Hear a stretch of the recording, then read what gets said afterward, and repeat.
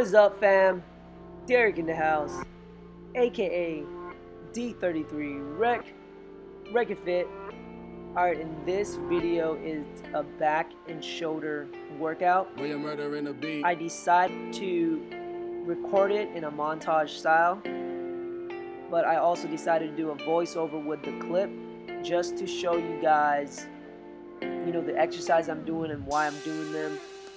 So for my very first exercise, I am doing body weight pull-ups for 40 reps. Now, not 40 at once, but 40 total. Took breaks in between. For shoulders, I did a reverse plank with a 5-pound plate on my stomach, and I'm just doing one set of this for 1 minute. If you guys have never tried this, it's a great way to open up your shoulders. If you are extremely tight, it's going to burn like crazy. Really great way to activate your shoulders and to loosen them up. The next exercise that I'm doing is the sumo deadlift. This is one of my favorite exercises that I've had to stop doing for a very long time. Well, I used to do conventional. My coach has me doing sumo deadlifts. It activates the glutes more, and it's just safer for the lower back. Form tip on this, guys, is there are rings on the deadlift, on the barbell. What I like to do is I place my legs, my shins next to those two rings, those two lines on the barbell. And what I do is I slightly have my feet out, toes out. So it's like, in a sense, you're a sumo wrestler. And what you want to do is just make sure your shins are touching the bar.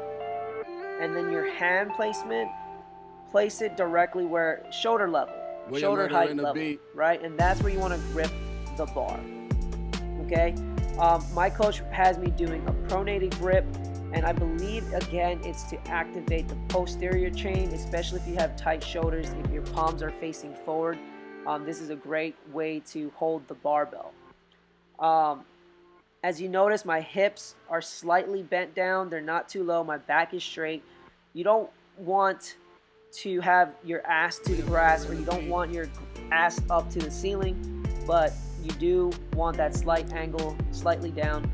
And when you come up, just dig your feet on the floor. Take a nice deep breath. Use your glutes to contract forward. So you're thrusting forward, and your back should be in a nice straight line. Nowhere in this movement are you really using your low back to carry up the movement, okay? So you should not be leaning back at the end of this movement. So now I am on my final set on the deadlift, and I did 205. And guys, this is a big deal for me because I weigh 135 pounds, and again, anything 135 and above was very taxing on my body because I injured my low back. So props to my coach for really helping me get back in the game and helping me with a deadlift, especially I am cutting and I reduce my calories, and I'm still able to lift a good amount of weight, actually more than what I have been doing. Now I'm doing overhead press, military press. I believe this is 115 pounds. I did a little push press at the end there to failure. Right after the shoulder press, I did a reverse grip barbell row. With this one, you want to bend down almost as flat as a table. Keep your elbows tucked in and just squeeze the mid back.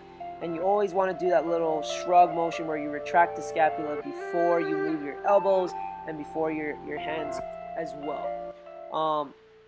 After that, I went straight ahead and did one-arm dumbbell row. The way I like to do my one-arm dumbbell row is have a bench slightly inclined, make sure that my feet is squared together, and then again, same idea where you shrug your shoulder blades back, you do that little shrug motion, scapula depressed, that recruits your back a whole lot better, and then lead with the elbows. Guys, the reason why I have it set up this way is most people that you'll see have a staggered stance where one knee is on the bench. That actually just puts your low back, your whole spine in a weird, awkward position. And most people don't know that. So this is a lot safer to have your feet squared, and that way you're distributing everything evenly as much as possible. So I did both sides here, and the heaviest I went up to was 75 pounds. This was my last set on the dumbbell shoulder press. On dumbbell shoulder press, you want your elbows slightly tucked in. The reason why is you can stretch a lot more throughout the movement if your elbows are slightly tucked in, and it's a lot safer. You won't injure yourself. Less chances of injury. Okay, after the shoulder press, I went straight into doing leaning dumbbell side raises. Started off light, of course. The first 2 sets are always light, and the last set is just going all out as much as I can with the weight. And the good thing about the cables, it just keeps the tension constantly there in your shoulder. So if you guys are ever gonna decide to do what exercises to do, cables are a really great option just to keep that constant tension, that constant burn in the muscle that you are working. One thing I also noticed about leaning side raises is you're solely focusing on my program delt, and it's been a while since I've done this exercise. Weight on this so my shoulders just burned like fucking crazy. But I love this exercise. This is what gets those lateral delts popping out. One of my favorite, all-time favorite. I feel like it's a really must-do exercise.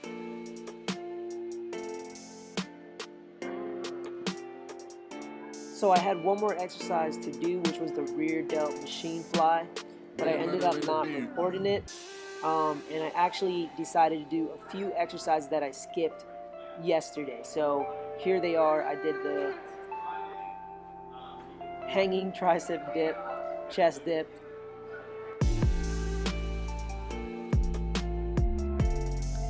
When it comes to the chest dip, you want to slightly lean forward to target the chest more instead of the tricep.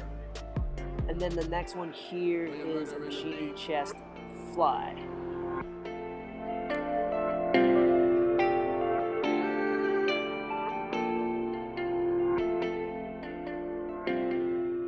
The next added exercise is the machine pec fly. I did a couple of full reps and then some half reps. To set it up, just have it where it's the midline of your chest.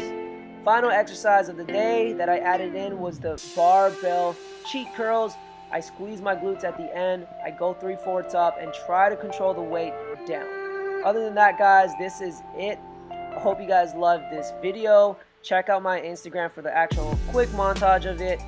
If you guys like the video, please like, comment, subscribe, and I'll see you guys in the next video. Stay tuned on my prep, my journey on that. Alright guys, take it easy.